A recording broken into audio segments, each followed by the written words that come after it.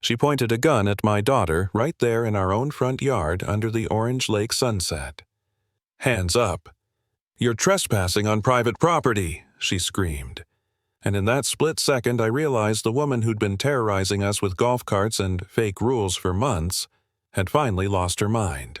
I never thought retirement would turn into this. My name's Mitchell Reed. I'm 60, a civil engineer who spent 4 decades building bridges and highways. All I wanted was quiet mornings by the lake, coffee on the porch, maybe fix up the old dock and fish with my grandkids. My wife Linda and I found this little cabin on Silver Lake. 2 bedrooms, a sagging porch, a dock older than I was. The realtor told us the best part.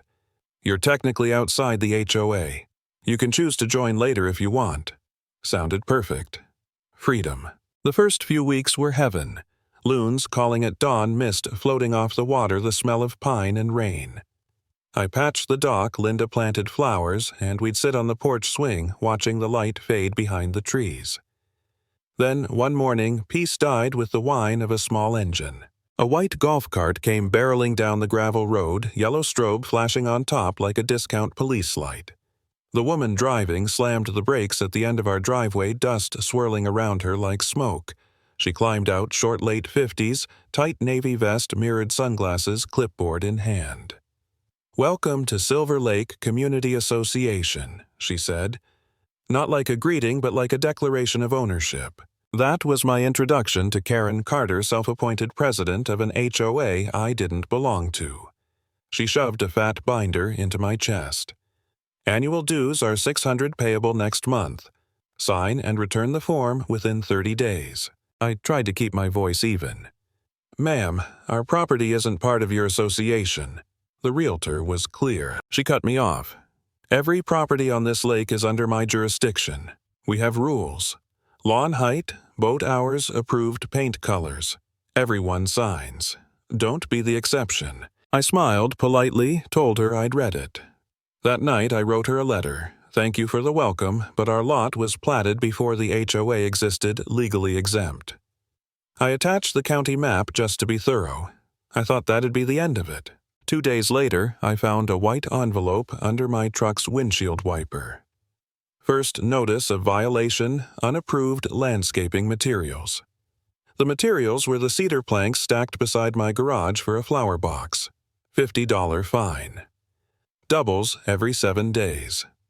Signed, K. Carter. Linda laughed it off, told me to move the boards inside. I did, but I also opened a folder and labeled it Carter File. Inside went the notice, the map, copies of our deed. Old habits die hard. Soon the envelopes multiplied. Improper trash placement. Unapproved dock repairs. Lawn ornament obstruction. Each one more ridiculous than the last. And then came the surveillance. Her golf cart started appearing every morning across the road, angled toward our porch. Sometimes she'd sit there for an hour, scribbling notes, sunglasses fixed on our house. The yellow strobe flashing like some twisted warning. It felt less like living by the lake and more like being watched by a mall cop with a grudge. One afternoon, Linda being the kind soul she has walked over with 2 glasses of iced tea. "Morning, Karen. Thought you might be hot out here," she said sweetly. Karen didn't even turn her head. "I don't accept beverages while on patrol."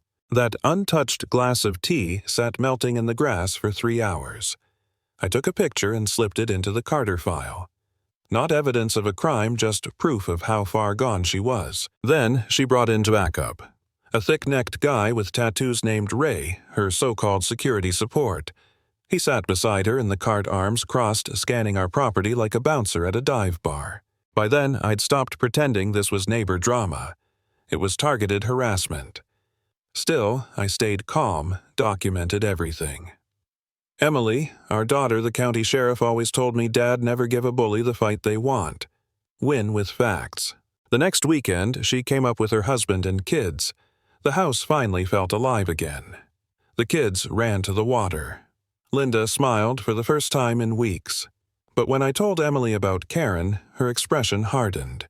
"She's using that light on the golf cart?" she asked. "Yep, calls herself head of community security." Emily exhaled slowly.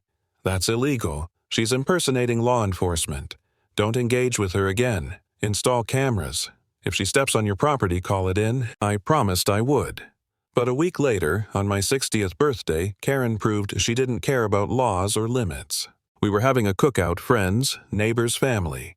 Music playing, low kids laughing. Then that familiar engine whined up the road.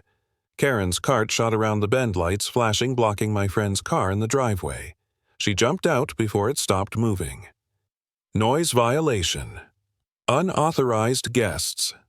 She shouted, clipboard raised like a weapon. I walked toward her, keeping my temper in check. Karen, this is a private property on a county road. You're blocking traffic. This is association property, she snapped, and your party is disturbing our members. Emily stepped forward, calm but firm. Which law are we breaking, ma'am? Karen sneered. It's not a law, it's community bylaws. My parents aren't members of your HOA, Emily replied. You're the one violating the law by detaining people on a public road. The word detaining hit her like a slap. She glared at Emily. Think you're smart, huh? We'll see who's in charge. She snapped a photo of my friend's license plate, scribbled something on her clipboard, and stormed off. The party never recovered. That night I stared at the lake until it went dark. I felt defeated, powerless. Like maybe we should have just paid the $600 and kept our heads down. Maybe I was too stubborn. Maybe I'd caused this. But then I remembered the look on Emily's face when Karen tried to intimidate her and the quiet way Linda still tried to make peace. I realized bullies don't stop because you yield. They stop when you expose them. A week later, the mail brought a new weapon, a formal notice from the county zoning office accusing us of constructing an unpermitted shoreline structure. The dock. Our 50-year-old dock. I laughed out loud, a bitter sound. She'd filed a false complaint to get the government to do her dirty work.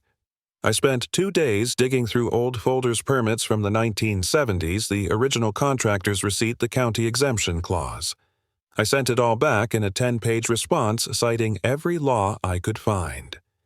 2 weeks later, the county dismissed her claim as unfounded, but something in me shifted. I stopped seeing her as a nuisance. She was an abuser misusing power, and I decided to use mine, the power of paper patience and proof. Emily came by that weekend flipping through the Carter file, now inches thick. Dad, she said I checked the state registry. The Silver Lake HOA's corporate status expired 18 months ago. It's legally defunct. She has no right to collect dues, issue fines, or enforce anything. That was the crack in her wall I'd been waiting for. I spent the next few days drafting a letter 3 pages polite but precise. I cited the law, the date their nonprofit lapsed, the missing snowplow contracts, the unaccounted funds. I mailed a copy to every homeowner on the lake. For 2 days, silence. Then Saturday afternoon, I saw small groups of neighbors whispering near their mailboxes. By evening, I spotted people pointing toward Karen's house. The fuse was lit. Sunday, the explosion came. Karen's golf cart roared into our yard, tires tearing through Linda's flower bed. She jumped out, waving a crumpled copy of my letter. How dare you spread lies about me? I stepped down from the porch, heart hammering. You're trespassing, Karen. Leave. This is my community, she shouted. You're ruining everything I built. Down by the dock, Emily, still in her swimsuit from swimming with the kids, started walking up toward us, towel around her waist, hair dripping. Karen saw her and snapped. You again. You think you can ignore the rules? You people need to be taught a lesson. And before I could even process it, she reached behind her back and pulled out a black semi-auto pistol. Linda gasped. The kids froze. My mind screamed to move, but my body wouldn't. Then Emily's voice cut through the panic. Calm. Controlled. Ma'am, she said, hands raised. My name is Emily Reed. I'm the sheriff of this county. You are committing aggravated assault with a deadly weapon.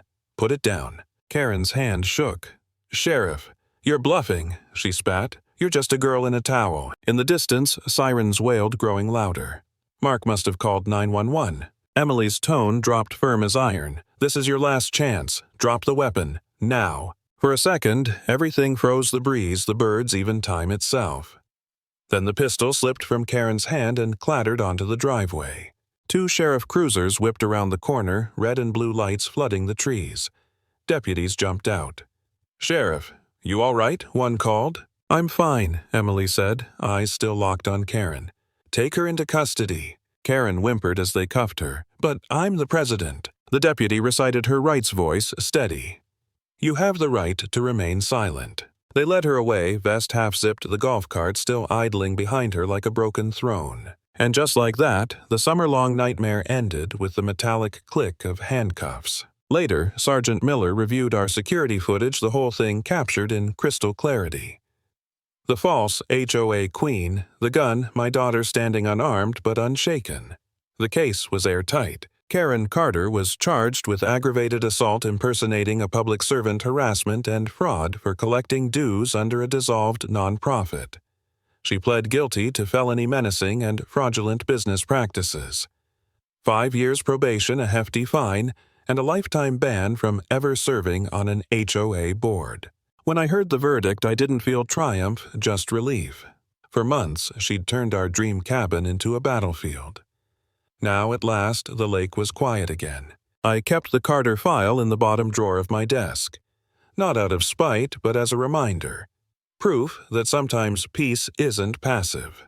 Sometimes it takes standing your ground with facts, patience, and courage. And if there's one thing I learned from all of this, it's simple.